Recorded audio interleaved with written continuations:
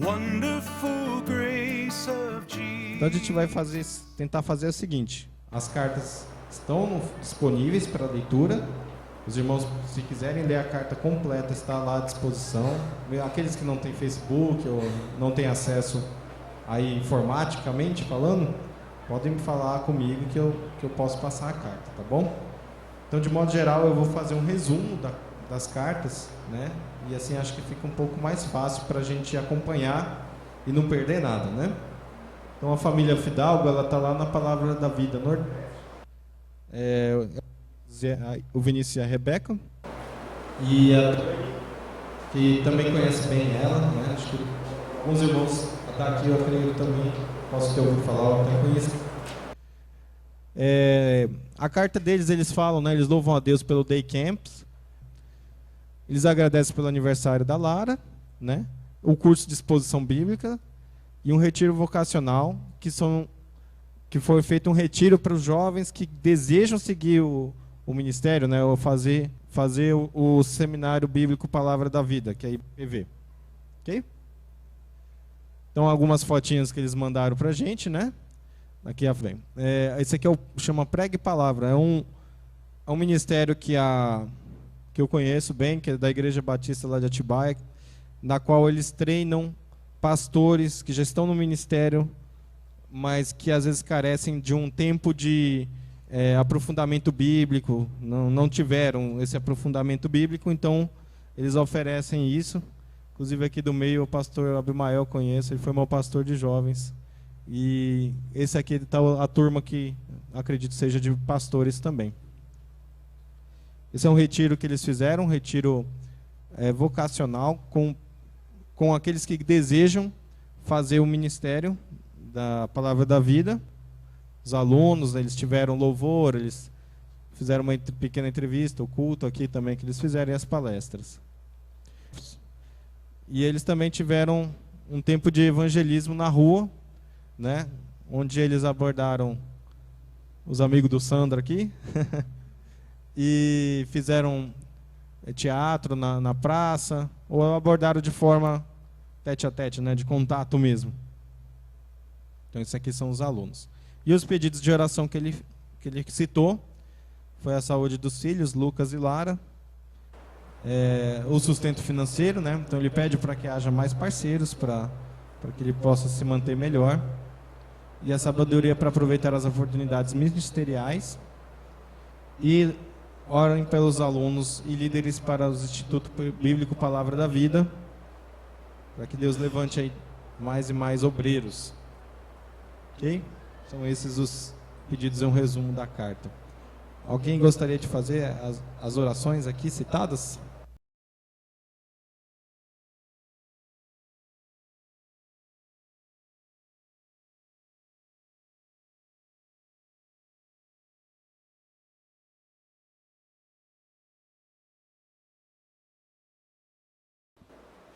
Boa noite novamente. Espero que hoje não aconteça nada de anormal.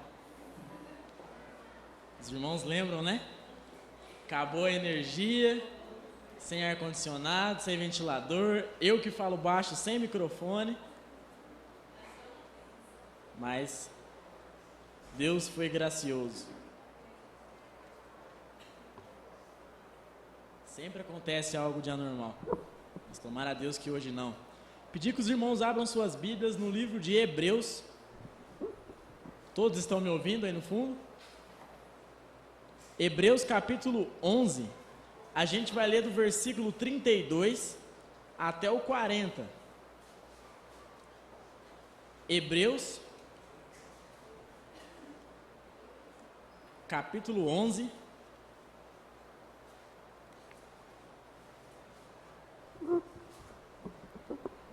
Versículo 32 até o 40. Todos acharam? Diz a palavra do Senhor. Que mais direi?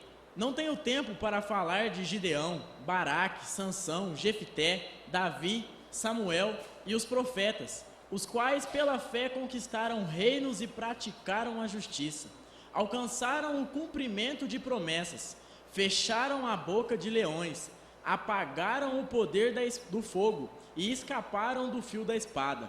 Da fraqueza tiraram força, tornaram-se poderosos na batalha e puseram em fuga exércitos estrangeiros. Houve mulheres que pela ressurreição tiveram de volta os seus mortos. Uns foram torturados e recusaram a ser libertados, para poderem alcançar uma ressurreição superior. Outros enfrentaram zombaria e açoites. Outros ainda foram acorrentados e colocados na prisão, apedrejados, cerrados ao meio, postos a provas, mortos ao fio da espada. Andaram errantes e vestidos de pele de ovelhas e de cabras, necessitados, afligidos e maltratados. O mundo não era digno deles. Vagaram pelos desertos e montes, pelas cavernas e grutas. Todos estes receberam um bom testemunho por meio da fé. No entanto, nenhum deles recebeu o que havia sido prometido. Deus havia planejado algo melhor para eles, para que conosco fossem eles aperfeiçoados. Vamos orar essa noite? Ó Deus, eu te louvo, ó Pai. Obrigado porque nós temos a sua palavra. O Senhor tem preservado ela até hoje. Nós somos livres. Nós temos em várias versões.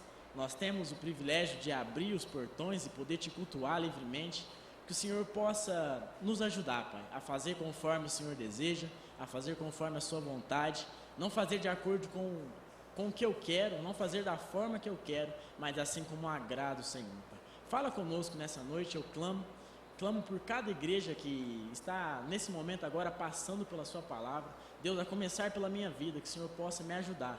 E também eu clamo que chegue a cada irmão aqui presente nessa noite. Deus, eu te louvo e te agradeço no santo nome de Jesus. Amém e amém.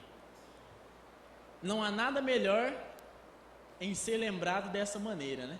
Bela frase para se colocar no edital lá onde a gente será um dia talvez enterrado, se a gente não subir com Cristo.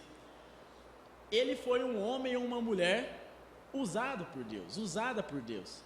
Alguém que não amou o mundo, alguém que sofreu em nome do Evangelho.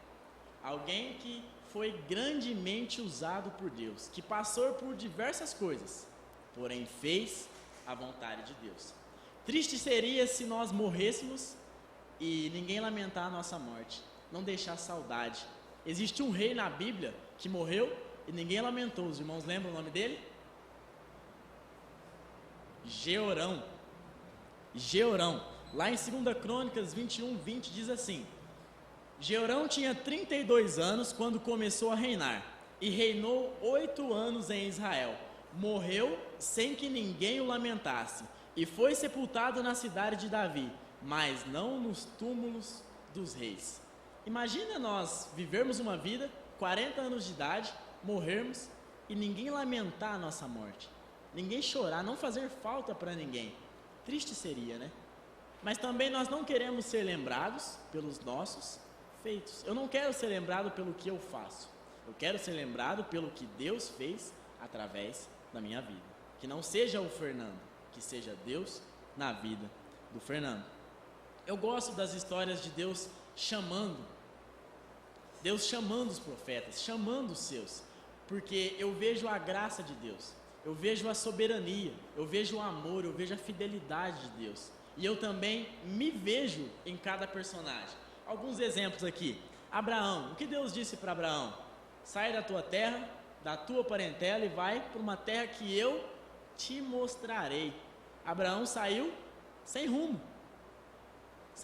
confiando pela fé. Outro exemplo, Moisés. Deus chama Moisés e Moisés, Senhor, eu não falo bem, isso e aquilo, e Deus fala o quê? Eu sou contigo, vá. Outro exemplo, Davi. O profeta Samuel foi lá ungir e olhou todos da casa e, com certeza é esse, um alto, forte, e Deus falou, eu não vejo como você vê, eu olho o coração. Deus vê o coração. O profeta Isaías, quando teve aquela visão, ai de mim, eu estou perdido, porque eu sou um pecador, estou diante de um Deus santo, um Deus puro. E o profeta Jeremias é o que eu mais gosto, O chamado dele, Deus fala assim: antes de formá-lo no ventre, eu te escolhi.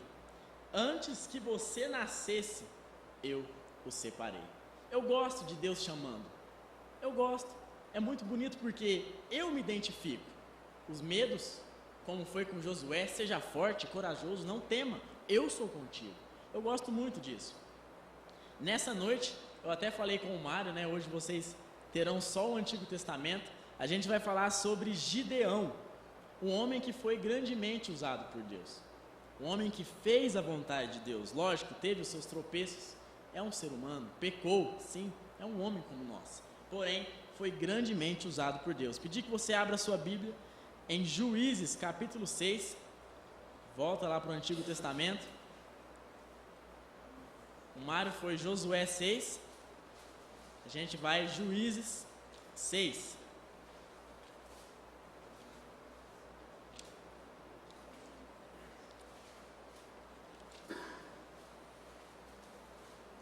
Juízes capítulo 6, a partir do versículo 13. Juízes capítulo 6, a partir do versículo 11, me desculpa. Diz a palavra do Senhor: então o anjo do Senhor veio e sentou-se sobre a grande árvore de Ofra, que pertencia ao abiesrita Joás. Gideão, filho de Joás, estava malhando trigo num tanque de prensar uvas, para escondê-lo dos midianitas. Então o anjo do Senhor apareceu a Gideão e lhe disse: o Senhor está com você, poderoso guerreiro. Ah, Senhor, respondeu Gideão, se o Senhor está conosco, por que aconteceu tudo isso? Onde estão todas as maravilhas que os nossos pais nos contam quando dizem: não foi o Senhor que nos tirou do Egito? Mas agora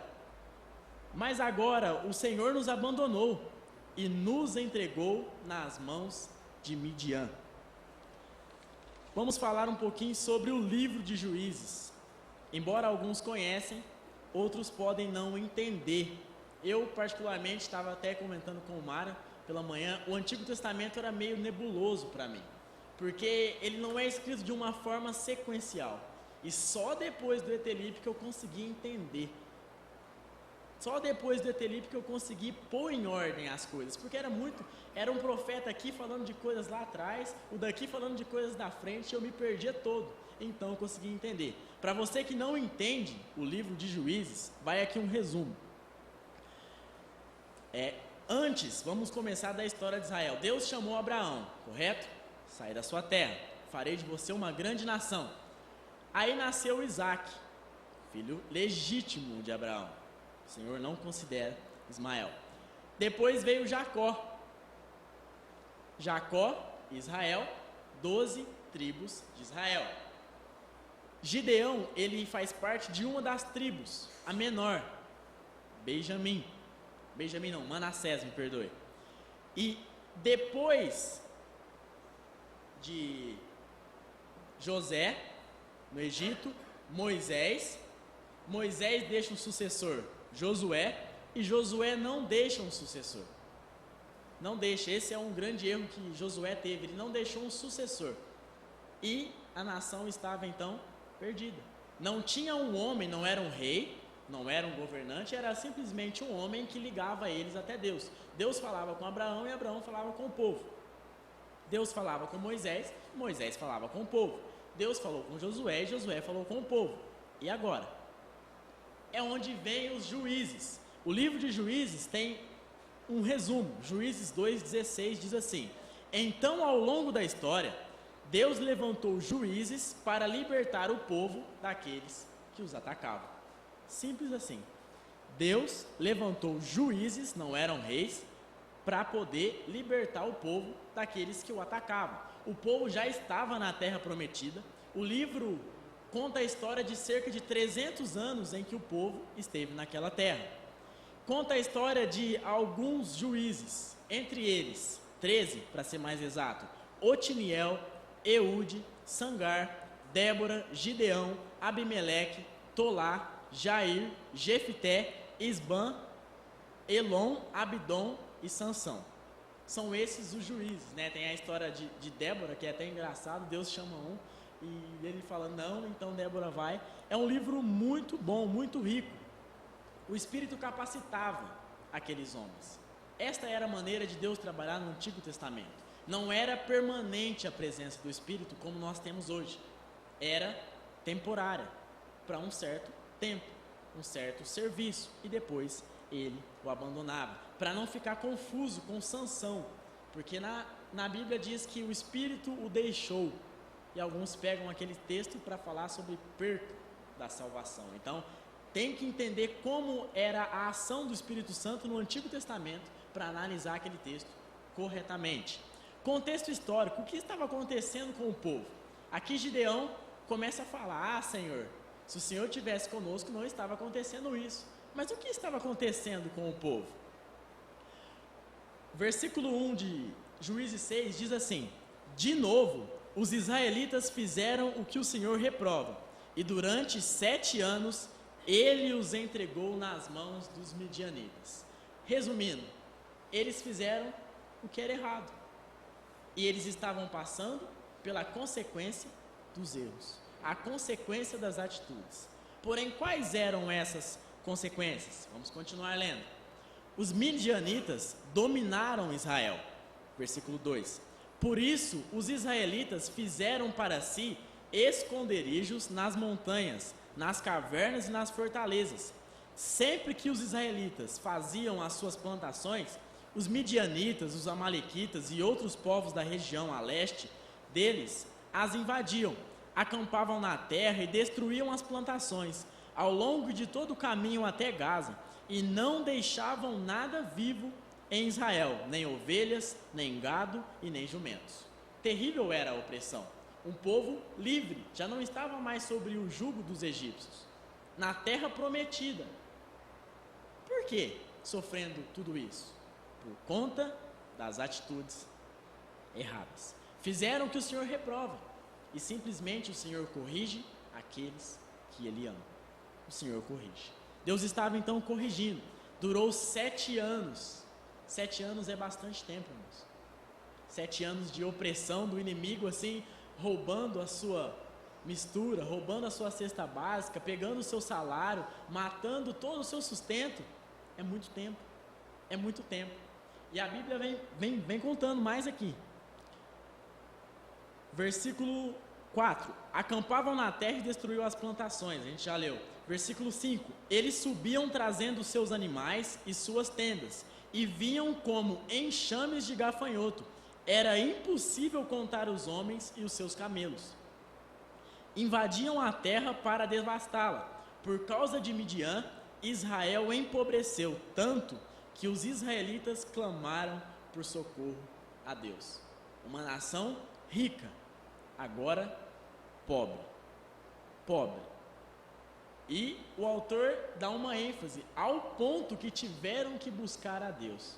Irmãos, durante esses 7 anos, eles permaneceram no erro. Eles permaneceram errados, pecando. Não estavam agradando a Deus. Só então que eles entenderam o que nós estamos fazendo está nos prejudicando. Vamos nos voltar até Deus. Alguém começou a clamar, começaram a orar, e Deus então manda um profeta. Versículo 7. Quando os israelitas clamaram ao Senhor por causa de Midian, ele lhes enviou um profeta que disse: assim diz o Senhor, o Deus de Israel: tirei vocês do Egito, da terra da escravidão. Eu os livrarei do poder do Egito e das mãos de todos os seus opressores.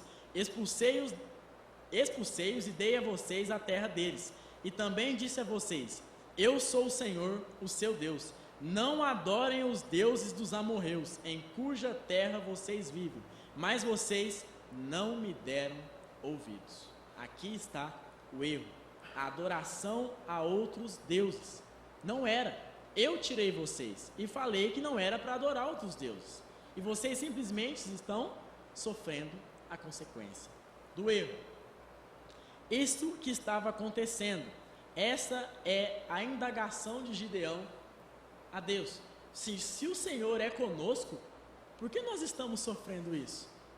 Por que nós estamos passando esses 7 anos de tormenta? Nós estamos pobres. Irmãos, nós não podemos culpar Deus por nossos erros. Nós sofremos as consequências do que nós plantamos. O que nós plantarmos, isso nós vamos colher. Deus não se deixa escarnecer. Nós colhemos coisas boas quando plantamos coisas boas.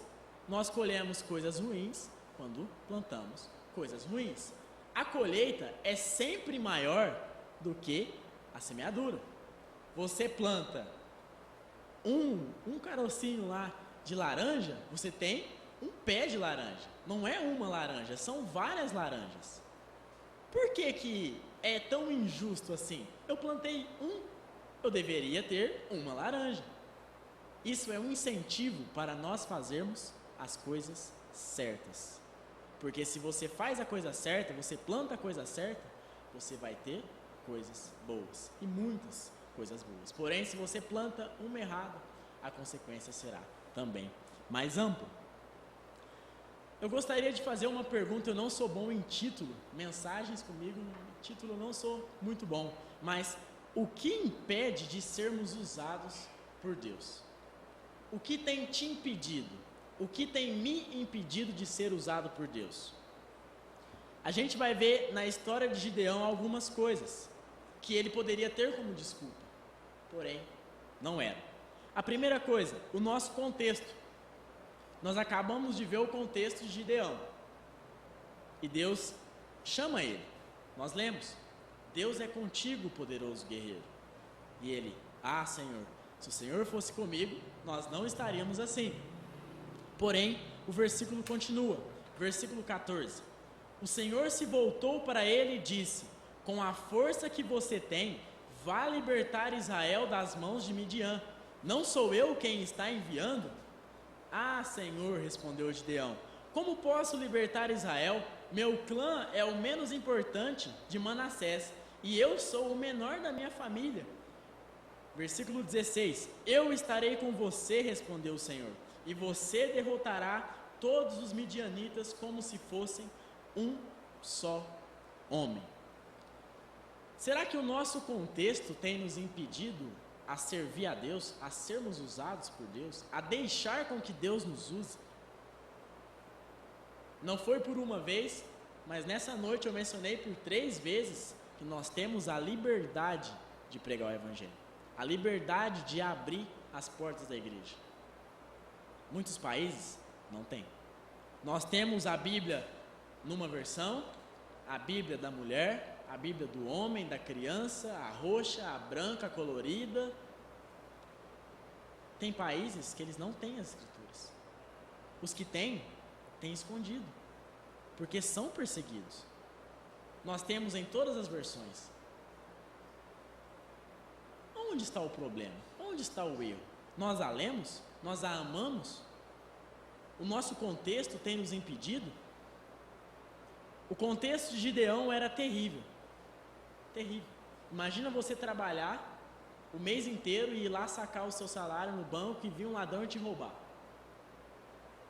E você cheio de conta para pagar, tendo que fazer a despesa. Aí você chega em casa, tem alguma coisa em casa, né? Sempre tem, nunca acaba. Você chega lá, levar o seu botijão de gás.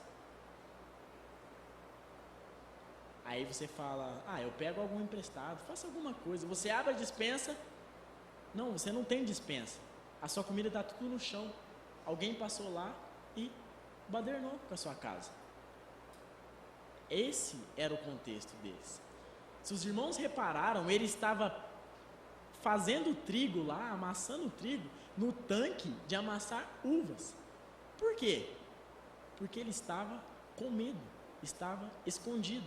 A qualquer momento os midianitas poderiam chegar lá e roubar e destruir o que ele estava fazendo. Ele estava lá escondido. Ninguém ia lá para pegar trigo. É um tanque de uva. Ele estava amassando uva. Ele estava escondido.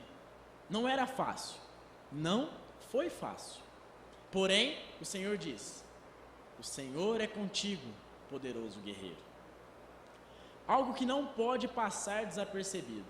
Nunca, nunca. O Senhor não usa quem não é dele. O Senhor não usa. Ah, eu quero ser usado por Deus. A primeira pergunta, você é salvo? Não, você não entendeu. Eu perguntei se você é salvo, não vem à igreja. Eu perguntei se você é salvo, não entende a Bíblia. Você realmente é salvo? Deus, Ele usa, mas usa os salvos. O Senhor é contigo, poderoso guerreiro. Para ser usado por Deus, temos que ser da família real, ter o nome inscrito no livro da Bíblia. Não é escrito que pode ser apagado, é inscrito. O Senhor usa os seus, não religioso. Não podemos ter Deus como um sábio. Infelizmente, irmãos, muitas pessoas têm. Aquele velhinho de óculos em cima da montanha, em que quando eu preciso de um conselho, o primeiro lugar que eu vou é Deus. Não é sempre que eu vou, mas eu apareço lá uma vez na semana para ouvir o que Ele tem para mim. Eu estou precisando de um conselho, eu preciso conversar com alguém que entende mais do que eu. Então eu vou lá, nesse monte, para ouvir esse sábio. Irmãos, infelizmente isso acontece. Infelizmente isso acontece. Na hora que a coisa aperta, depois de 7 anos de tortura, 7 anos de opressão, aí a gente vai lá no sábio, porque a gente tentou todos os nossos métodos e nenhum deu certo. Então a gente vai lá em cima do monte, que pode se chamar igreja, para poder ouvir as palavras do sábio. Está errado. O Senhor é Deus. Você é servo? Serviço conforme o seu Senhor. O quem determina o como. Não é o que você quer, é conforme Ele quer. A segunda coisa que a gente vê, a queixa de Gideão. Onde estão todas as suas maravilhas? Onde estão? O Senhor nos tirou do Egito, os nossos pais nos contam isso. Mas por que a minha realidade é diferente? Por que eu não sou tão abençoado? Ah, eu olho para a vida do irmão, mas Deus abençoa tanto a vida dele, tudo dá certo para ele. Por que para mim é diferente? Nós questionamos isso. Irmãos, nossas escolhas. Se ele não tem um problema financeiro, talvez seja porque ele não passou o limite do cartão de crédito. E você passou. Se ele não tem um problema conjugal, é porque ele leva o seu casamento de acordo com a palavra. Os problemas que nós temos, causados por nós mesmos. Não culpe Deus. Não culpe Deus. Viva a sua realidade. Não viva a realidade do outro. Ah, mas o Senhor tirou. Ah, mas olha a sua realidade, guerreiro. Assim que Deus fala com Gideão. Poderoso guerreiro, olha, é você. Eu sou contigo. Viva a sua realidade. Aquilo lá é para provar quem eu sou. E eu sou. Se eu fiz aquilo, eu posso fazer isso. Viva a sua realidade. Gideão, mesmo nesse contexto de sofrimento e luta, foi chamado por Deus. Talvez você possa estar passando por tribulações, por lutas, batalhas, e você ouve o chamado de Deus e fala, não pode, eu estou passando por uma batalha. É neste momento que Deus quer te usar. Irmãos, a batalha não vem para nos dar de volta aquilo que nós tínhamos. Muitas vezes a batalha nos faz aquilo que nós nunca fomos, nos traz aquilo que nós nunca tivemos. Não é aquilo que nós tínhamos e perdemos. Deus quer que nós sejamos guerreiros, batalhemos, e Ele vai nos dar, Ele vai nos capacitar. A segunda coisa que nós vemos, a nossa oferta a Deus. O que nos impede de ser usado? A nossa oferta, versículo 17 até o 21, de Juízes 6, diz assim: E Gideão prosseguiu: Se de fato posso contar com o teu favor, dai-me um sinal de que és tu que estás falando comigo. Peço-te que não vás embora, até que eu volte e traga a minha oferta e a coloque diante de ti. E o Senhor respondeu: esperarei até você voltar. Gideão foi para casa, preparou um cabrito e com uma arroba de farinha fez pães sem fermento. Pôs a carne num cesto e o caldo numa panela. Trouxe-as para fora e ofereceu a ele sobre a grande árvore. E o anjo do Senhor lhe disse: apanhe a carne e os pães sem fermento, ponha sobre esta rocha e derrame o caldo. Gideão assim o fez. Com a ponta do cajado que estava em sua mão, o anjo do Senhor tocou a carne e os pães sem fermento. Fogo subiu da rocha, consumindo a carne e os pães, e o anjo do Senhor desapareceu. O que nós temos apresentado a Deus? Eu sempre menciono que nós temos uma vida de culto. Cultuar não é somente aqui na igreja, na terça, na quarta, no domingo. Nós temos uma vida de culto. Aqui é o culto coletivo. Todos nos reunimos. O que nós temos apresentado a Deus em casa? O que nós temos apresentado a Deus com nossas vidas? Se é que nós nos achegamos até Deus. Você tem se achegado até Deus? Você tem sido uma oferta? Eu sempre me pergunto: Deus, será que eu tenho orado o suficiente? Eu me questiono muito sobre isso. Eu oro o suficiente? É o bastante? Posso orar mais? Em relação às Escrituras, eu tenho lido o suficiente? Tenho estudado o suficiente? Eu tenho praticado aquilo que eu prego, aquilo que eu creio, aquilo que eu falo? Ou eu vivo uma hipocrisia? Eu tenho feito?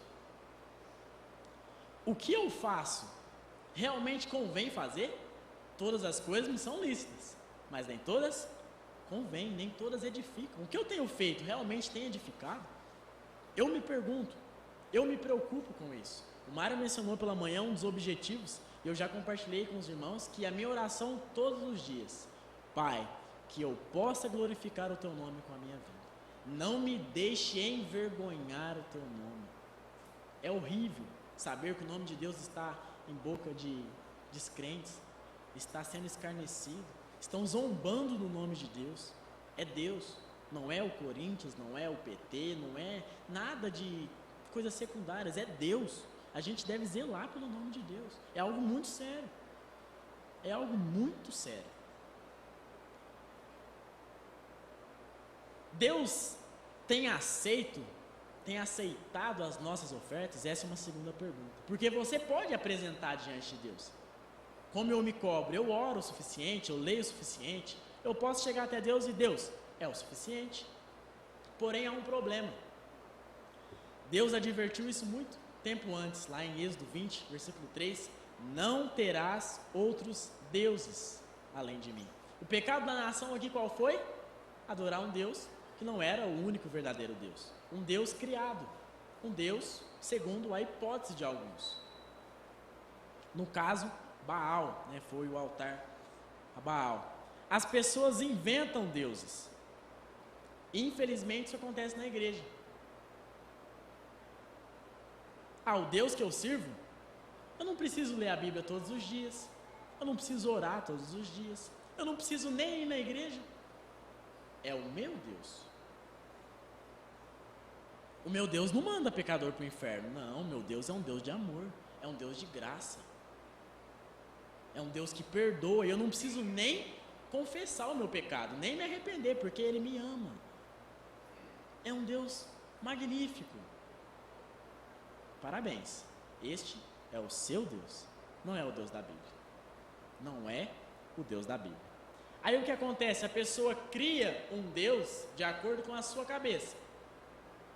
E ela sai da sua casa para prestar um culto de acordo com o Deus criado pela sua cabeça. O que acontece? Vai dar errado. Porque na frente o pastor vai estar falando do Deus da Bíblia. E a pessoa vai estar sentada, vai tomar um choque. Não, meu Deus não é assim. Meu Deus não é assim.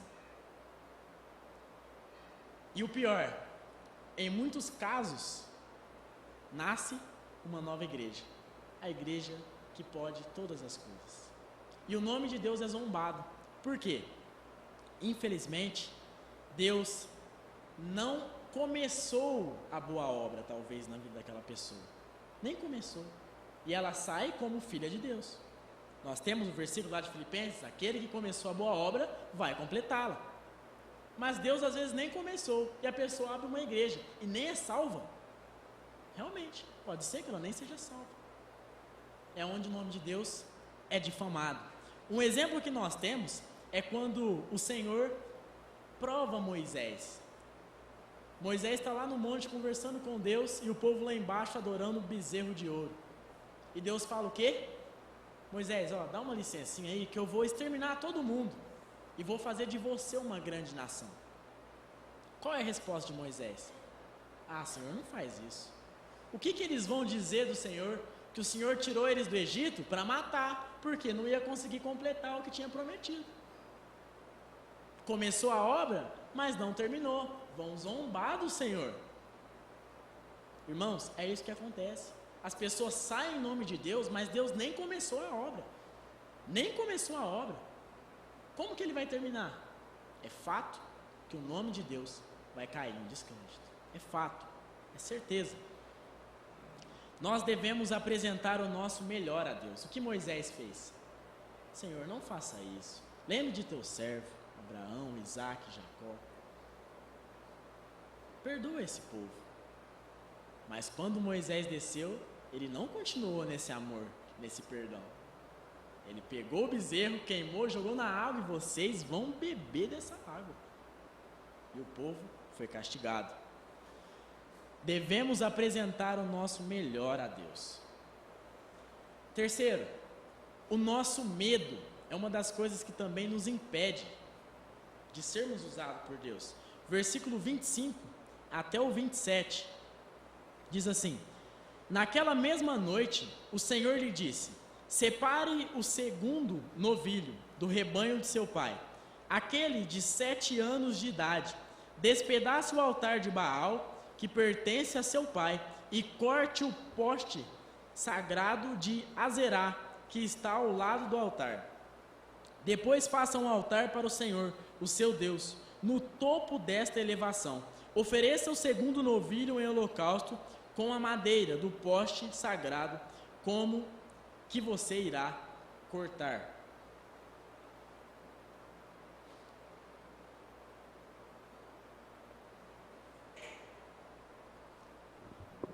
Seria mais ou menos assim: Mário, sai daqui agora, pega o seu carro, vai lá e chumba no Jeromão e derruba o Jeromão, lá no Parque do Peão, porque aquilo lá é uma idolatria. O Mário não ia fazer aquilo de dia. O Mário iria fazer aquilo à noite. Uma hora que ninguém iria ver. Porque o Mário e eu tenho medo. Ao tentar fazer isso, a gente poderia ser preso, a gente poderia ser espancado, a gente ia ser morto. Quem aqui não tem medo? 2 deuses falsos, mas deuses, eles adoravam. E uma coisa, o pai de Gideão tinha esse altar, era ele que cuidava disso. Era uma coisa muito próxima. Gideão absolutamente teve medo, assim como eu tenho, assim como vocês têm. Todos nós temos medo. Gideão, ele ganhou o nome, começaram a chamar de Jerubaal. Era certo que eles iriam descobrir que foi Gideão. Começaram a chamar ele de Jerubaal. Por quê? Porque eles queriam matar Gideão. E o pai de Gideão menciona: vocês vão ir pela causa de Baal? Se Baal fosse Deus, ele tinha se defendido. Jerubaal significa que Baal contenda por si mesmo. Porém, alguns não quiseram chamar Gideão de Jerubaal para não pronunciar a palavra Baal. Existiam os fiéis e chamaram Gideão de Jerubessete, uma coisa do tipo assim, que significa que a vergonha contenda por si mesmo, porque não queriam nem mencionar a palavra Baal, de tanto ódio que eles tinham. Era um Deus falso, era um Deus criado. Não está correto, não está certo. Se nós pertencemos à família real, somos realmente salvos, fomos lavados, remidos pelo sangue do Cordeiro, o Senhor vem e fala: Um exemplo, vá, pregue a palavra, evangelize, faça discípulos. Por que temos medo? Qual é a diferença? Mudou alguma coisa? Não foi eu quem disse, vá? Deus às vezes tem chamado pessoas para começar um ministério e a pessoa tem medo. Vá. Seja usado por Deus. E quando eu quero mencionar sobre ser usado por Deus, não estou falando de estar aqui na frente. Não é isso. Ser usado por Deus não há necessidade de estar aqui. Quando foram escolher os 7 diáconos, Estevão foi um deles. Para que eles foram escolhidos? Para servir à mesa das viúvas. Não era nada aparente, não era nada visível. Porque quem quer servir a Deus não quer aparecer, quer que Deus apareça. Quer que Deus apareça. É fácil você chegar e, Fernando, orar por dízimo e oferta? Quero não.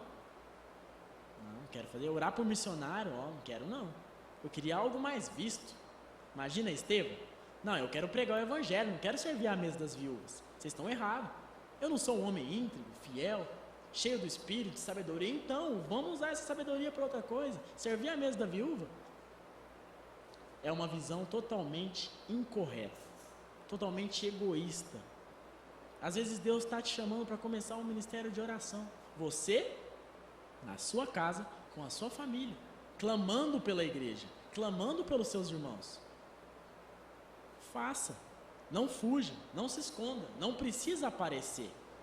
O que a mão direita fizer, que a esquerda nem fique sabendo. Faça. Se o Senhor te chama, o Senhor irá te capacitar.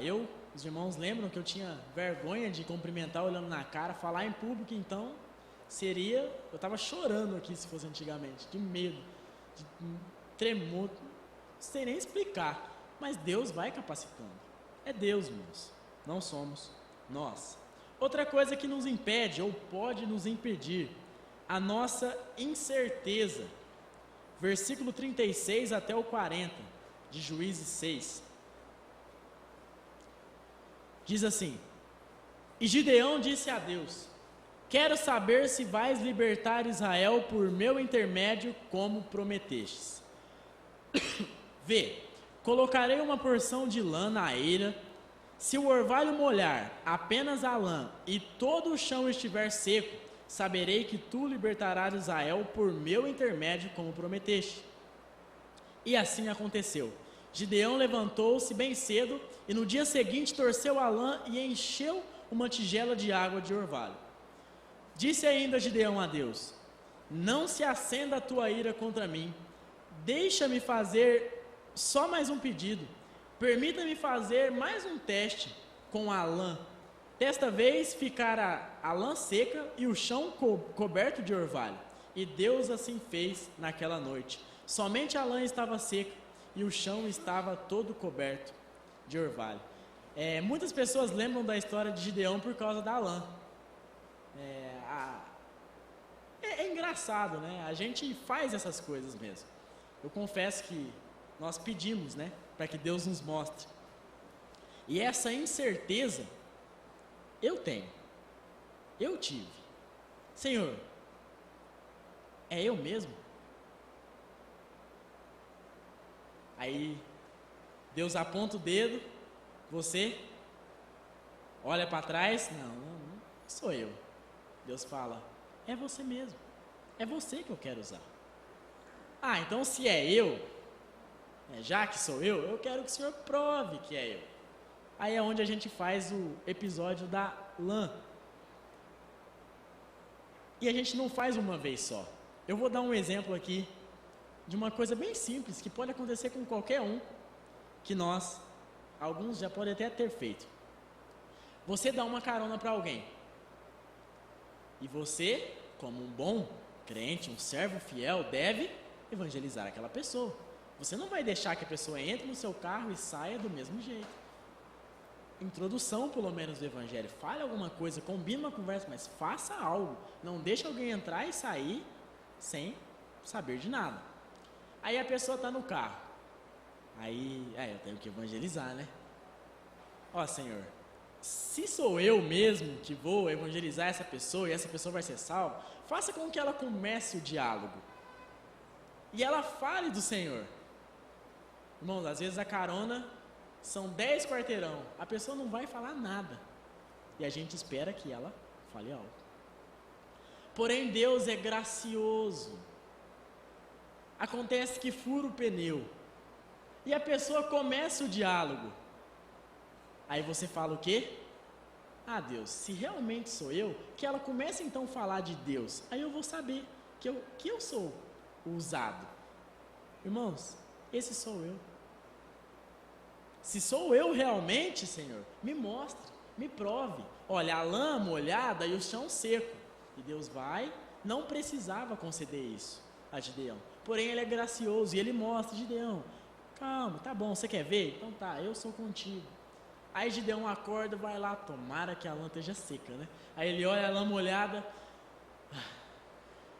tira a água da lã, chega no outro dia, Deus, eu quero que seja ao contrário. E Deus vai em graça e faz, mostra. Irmãos, essa incerteza que nós temos atrapalha. Deus quer te usar. Deus ele não quer usar somente pastores, somente professoras do ministério infantil. Deus ele não quer usar somente os jovens, só os mais experientes. Deus quer usar todos, sem exceção. Se você é da família real, saiba, Deus quer te usar. Você já tem um ministério, pregador da palavra, e Deus vai te usar. Basta você deixar essa incerteza de olhar para o lado e falar, ah Deus, mas não, é você. Pare de olhar para o lado. Quem deve pregar o evangelho? Quem deve pregar o evangelho? Eu. Porque quando eu coloco nós, eu coloco também os outros e deixo a minha tarefa para os outros.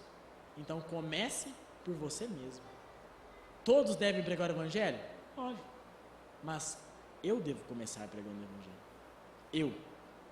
Traga para você mesmo. Não olhe para o lado.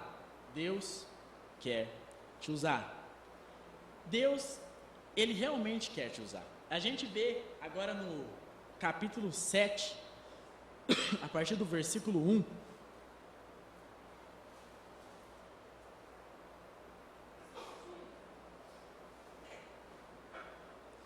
Deus agora vai usar Gideão.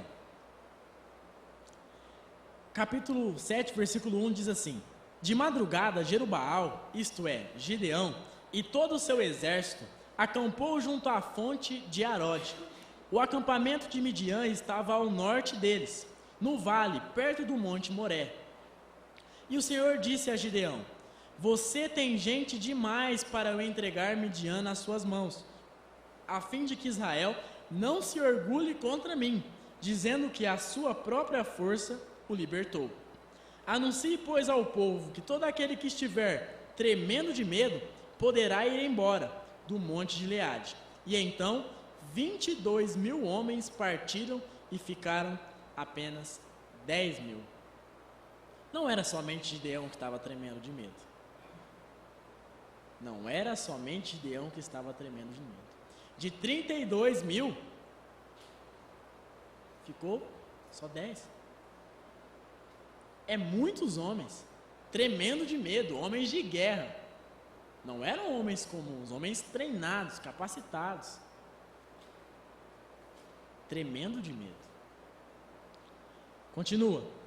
Mas o Senhor tornou a dizer a Gideão: ainda há gente demais. Desça com eles à beira d'água, e eu separarei os que ficarão com você. Se eu disser, este irá com você, ele irá. Mas se eu disser, este não irá com você, ele não irá. Assim Gideão levou os homens à beira d'água, e o Senhor lhes disse: separem os que beberem a água, lambendo-a como faz o cachorro, daqueles que se ajoelharem para beber. O número dos que lamberam a água, levando-a com as mãos à boca, foi de 300 homens. Todos os demais se ajoelharam para beber. Ou seja, 9.700 homens ajoelharam para beber. Só 300. Hoje pela manhã teve um embate de números, né? Quantos soldados eram? Quantos soldados são necessários para conquistar uma cidade? Há essa dúvida? São os soldados que conquistam? São as pessoas? Aqui eram 32 mil. Um enxame, né? Aqui a gente vê os midianitas como enxames de gafanhoto. 32 mil homens são muitas pessoas. Marchando para conquistar uma cidade são muitas pessoas. Mas desses 32 mil, 300? Irmãos, a força e o poder não são dos homens. Quando Deus vai entregar, Deus entrega. Versículo 7 continua. O Senhor disse a Gideão: com os 300 homens que lamberam a água, livrarei vocês e entregarei os midianitas nas suas mãos. Mande para casa todos os outros homens. Gideão mandou os israelitas para as suas tendas, mas reteve os 300. E esses ficaram com as provisões e as trombetas dos que partiram. O acampamento de Midian ficava abaixo deles no vale. Deus disse que iria entregar. Deus falou: eu vou fazer. Porém, Gideão, ele continua com medo. Naquela noite, versículo 9, o Senhor disse a Gideão: levante-se e desça ao acampamento, pois vou entregá-lo nas suas mãos. Se você está com medo de atacá-los, desça ao acampamento com o seu servo Pura e ouça o que estiverem dizendo. Depois disso, você terá coragem para atacar. Então ele e seu servo Pura desceram até os postos avançados do acampamento. Os midianitas, os amalequitas e todos os outros povos que vinham do leste haviam se instalado no vale. Eram numerosos como nuvens de gafanhotos. Assim como se não pode contar a areia da praia, também não se podia contar os seus camelos. Gideão chegou bem no momento em que um homem estava contando o seu sonho a um amigo. Tive um sonho, dizia ele. Um pão de cevada vinha rolando dentro do acampamento midianita e atingiu a tenda com tanta força que ela tombou e se desmontou. Seu amigo respondeu: não pode ser outra coisa senão a espada de Gideão, filho de Joás, o israelita. Deus entregou os midianitas e todo o acampamento nas mãos dele. Gideão ainda estava com medo. Eram tantos homens, que o autor fala que era impossível de contar. 300 homens seriam o suficiente? Seriam o bastante? Pela lógica? Não. Pela lógica, não. Você pode imaginar pelo menos, 500 homens para cada um dos 300? Porque eram muitos. Eram como nuvens de gafanhotos, impossível de contar. Imagina 1 contra 500. É uma luta injusta, impossível. O Senhor os entregou. Deus quer nos usar.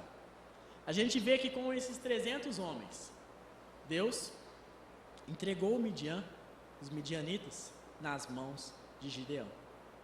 300 homens. Isto foi um exercício de fé. Gideão, confia. Sou eu. Não é você. Não é você.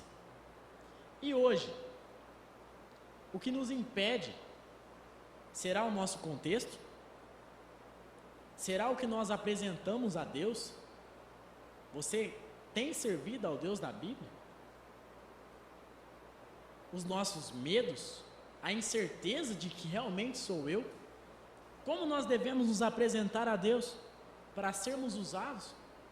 Se você quer ser usado por Deus, vá de uma maneira humilde, com o coração quebrantado. Senhor, eis-me aqui. Qual é a necessidade? O Senhor vai me capacitar. Não chegue com 32 mil homens, porque Deus, Ele vai tirar todas as suas vanglórias, como uma flor que você vai tirando as pétalas, até que sobre somente a essência, que é Ele mesmo. Ele não vai pegar as suas características que você tanto confia para usá-las. Sábio, não confie na sua sabedoria. Forte, não confie na sua força. Confie sim no Senhor. Se Gideão não tivesse confiado no Senhor, ele teria ido embora. E Midian continuaria oprimindo Israel. Continuaria até o Senhor enviar outro. Porém não, ele confiou. E hoje, o que impede de nós sermos usados? Nós temos alguma desculpa? Nós vivemos num contexto em que tem tantas pessoas sendo usadas. Não, não tem tantas pessoas sendo usadas, irmãos. Os missionários sempre escrevem que Deus envie mais trabalhadores. Mas aqui na igreja, irmãos, não é somente na igreja. Eu mencionei o ministério de oração em casa. Pregue a palavra no seu bairro, com crianças, a oportunidade que você tiver no trabalho, na escola, onde você estiver. Seja usado por Deus. Não seja aquele que espera o diálogo iniciar, mas sim aquele que inicia o diálogo para pregar o Evangelho. Faça algo. Não fique parado. Não fique parado. Seja uma bênção. Seja uma bênção. O pastor Paulo tem o exemplo, que é como um cano de água. A água entra por aqui. Se você tapar o cano, essa água que entrou não vai deixar outra água entrar. E ela vai ficar ruim. Vai começar a criar lodo. E ela vai ficar ali, vai criar tanta coisa ruim. Para que você quer guardar só para você? Abre. Seja uma bênção, um canal de bênção. A água vai sempre passar por você e vai sempre alcançar os outros. Seja uma bênção. Seja uma bênção. Irmãos, quando nós somos bênção na vida de pessoas, quando Deus nos usa, nós vamos desfrutar do que somente Deus pode fazer. Fernando, o sobrenatural? Sim, pode ser o sobrenatural. O natural, um pecador não se achega até Deus. O sobrenatural, Deus se achega até o pecador. Deus salva um pecador pela pregação do Evangelho. E você pode ter fazido parte desse ministério de pregação. Pregue a palavra. Se você quer ver o que só Deus pode fazer, seja uma bênção. Você não prega a palavra, como é que você quer ver uma vida transformada? Você não ora pela sua família, como que você quer ver a sua família transformada? Faça algo. Deixa Deus te usar. Deixa Deus te usar. Não seja lembrado pelo que você fez. O Fernando foi um bom vidraceiro. Não, isso é ruim. Isso é ruim. Se as pessoas lembrarem de mim pelo que eu fiz, totalmente errado. Eu perdi meu tempo. Como nós iniciamos o culto, eu não quero ter corrido em vão. Mas que eu seja lembrado pelo que Deus fez através da minha vida. Pelo que Deus fez através da minha vida. Que assim sejam com todos vocês. Que nós possamos sentir saudades uns dos outros quando partimos. Um homem de Deus, uma mulher de Deus. Vamos chorar? Vamos. Vamos sofrer? Vamos. Mas nós sabemos que eles estarão mais perto do Pai, mais perto de Deus. Amém? Vamos orar nessa noite para finalizarmos? Deus, obrigado pela Tua palavra, Deus. Obrigado por este Teu servo, homem, Gideão. Nós sabemos que nós não exaltamos homens, Pai, longe de nós, mas nós exaltamos o Senhor, o dono da obra, o que capacita os trabalhadores. Louvado seja o Seu nome, por homens como Gideão, por homens como Davi, pelos profetas, pelos apóstolos, cada um deles, ó Pai, grande ministério eles tiveram. Ó Deus, nós não somos diferentes. Quando o Senhor vai mencionar sobre Elias, é mencionado que Elias era um homem comum, sujeito às mesmas dificuldades, às paixões, os erros que nós temos. Ó Deus, nada nos impede de sermos usados pelo Senhor, a não ser o fato de não sermos do Senhor. Mas que nessa noite, ó Pai, eu clamo, é o meu desejo que todos aqui possam ser realmente salvos, que cada um possa ser usado pelo Senhor e desfrutar daquilo que somente o Senhor pode proporcionar. Deus, abençoe este povo, ó Pai, abençoe a minha vida, a começar por mim. Eu sei que há dificuldades, muitas vezes eu coloco empecilhos, Muitas vezes eu coloco desculpas, mas o Senhor sabe que são desculpas falhas, são empecilhos fracos.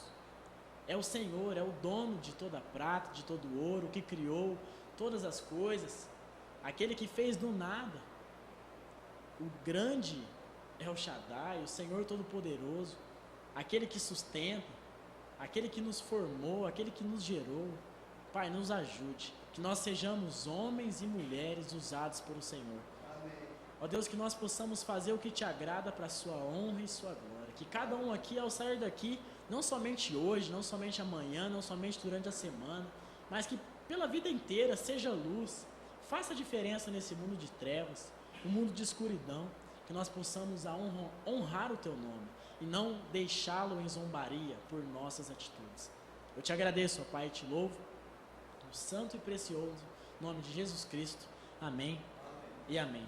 Estamos assim terminados, e como o pastor Dori diz, a comunhão faz parte do culto.